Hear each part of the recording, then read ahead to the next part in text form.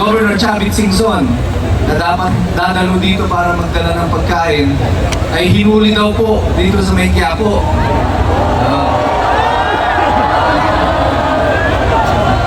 Dati, senador at saka mga congressman na hinuhuli. Ngayon pati lugaw hinuhuli na. Ganun ka-desperado itong pamahalaan ito. Ba't alam nyo ba, ang lugar na ito ay makasaysayan ni Liwasang Bonifacio.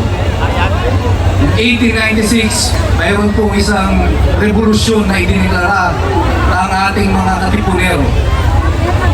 Si Andres Bonifacio, bilang simbolo ng kanyang protesta, pinunit niya ang sedula. At sumigaw siya ng sugod! Sabi niya. At ngayong gabi, uulitin natin ang eksena na yan dito sa Liwasang Bonifacio. Kayo ang mga katipulero ngayon sa gabing ito. Tayo ang susugod para sa demokrasya. Kaya nyo ba yun? Sige, testing lang ha. Sa aking budyat, pagtaas ko ng aking kamay, sabay-sabay tayong sisigaw ng sugod. Ready?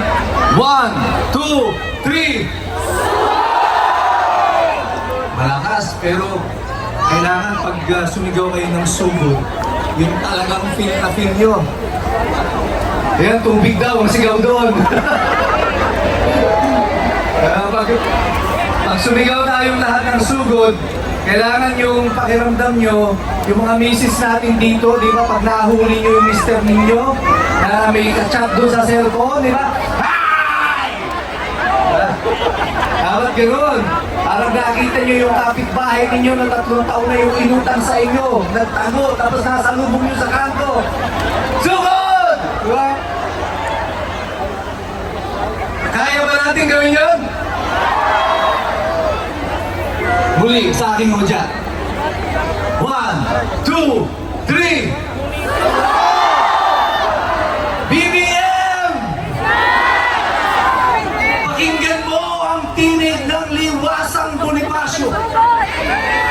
Damdamin ng mga Pilipinong nagpupuyo sa galit sa iyong ginawa sa kanilang dating presidente. Dinala mo sa Hague, sa isang kulungan sa malayong bansa. Yes! Dahil sa ayaw niyong manatili siya dito sa aming lupa. At ngayong gabi, pakinggan niyo ang sigaw ng sambayanang Pilipino. Sabay-sabay, sumisigaw! Malacanang, makinig ka! Ito ang tinig ng bayang iyong inapi.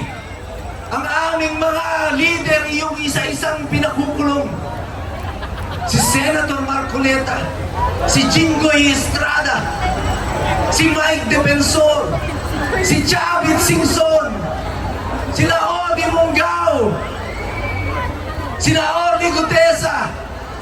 Hanggang ngayon nawawala pa ang 18 mga ex-marines na inyong mga patuloy na ginagapi at ginigipit. Naririto sila ngayon sa spirito, bagamat ang kanilang pisikal na katawan na hindi namin kasama. Maaari niyong ikulong ang aming mga katawan, pero kailan hindi niyo makukuha ang aming mga puso, sapagkat ang Liwasang Bonifacio sumisigaw sabay-sabay! Naririnig niyo ba ito, Malacanang? Ito ang totoong sambayanan. Ito ang puso ng Pilipino. Ang nais namin isang matuwid na pamahalaan. Hindi namin kailangan ng ayuda. Ang kailangan namin pamahalaang hindi nagnanakaw. Ito ang deserve naming mga mamamayan. Hindi namin kailangan ng AIX. Hindi kailangan yung tupad. Hindi namin kailangan ang 8 kilong bigas na ninakaw ninyo, yung 2 kilo na dating 10 naging 8.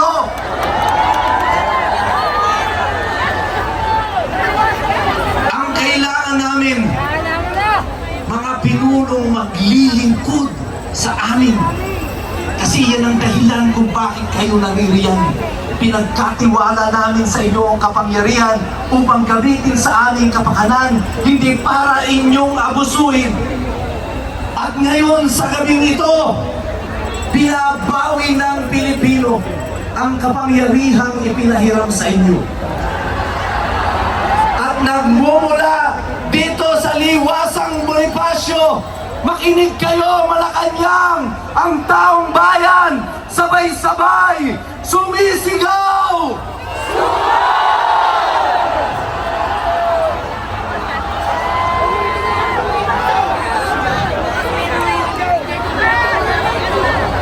Ang sigaw ng liwasang Bonifacio, Marcos resign! Marcos resign! Marcos resign! Marcos resign! Marcos resign!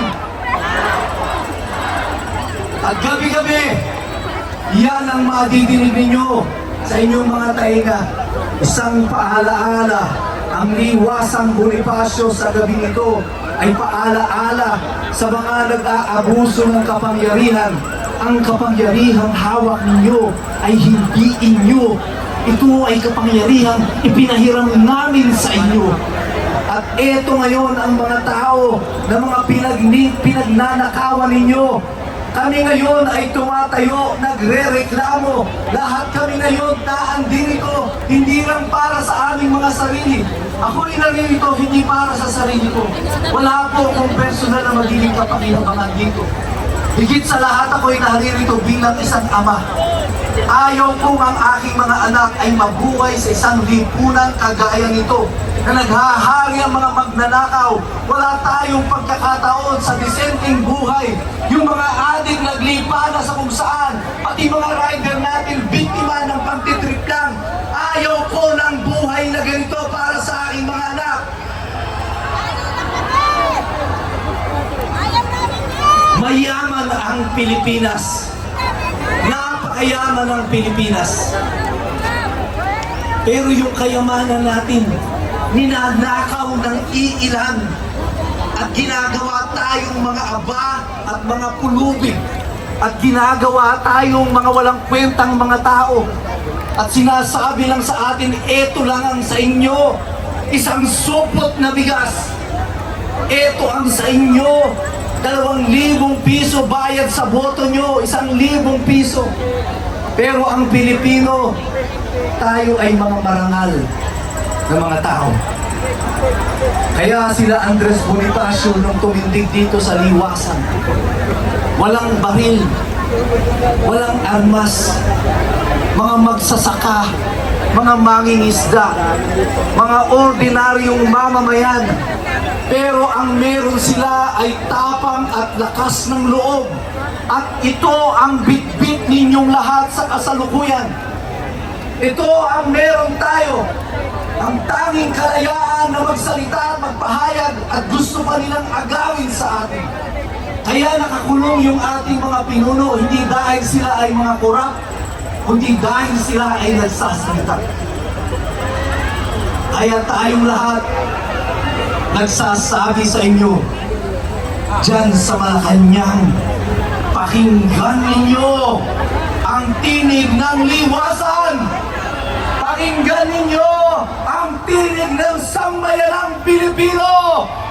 Sabay-sabay, sumisigaw!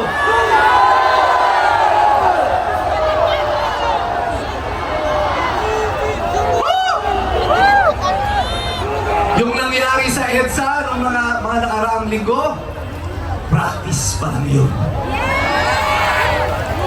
Etong ginagawa sa liwasang Bonifacio, may suot na kaming gloves. Pag hindi pa kayo tumino, knock out na ang aabutin ninyo sa amin. Merong bantang nagaganap sa ating bansa sa kasalukuyan. Merong bantang nangyayari sa ating bayan.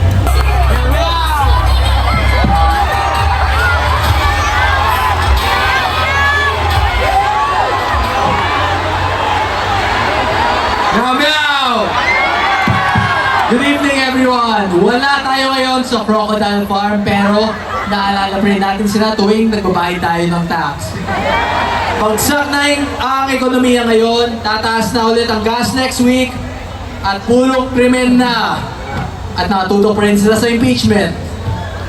Alam na alam natin na walang pag-asang bansa natin ngayon sa ganitong klaseng pamumuno puro magnanakaw na sa Kongreso, sa Senado at sa Malacanang. May mananalo pa ba sa 2028 sa mga buhaya ngayon? Happy-happy lang sila, nakaw lang sila. Pero sa 2028, babawian natin sila.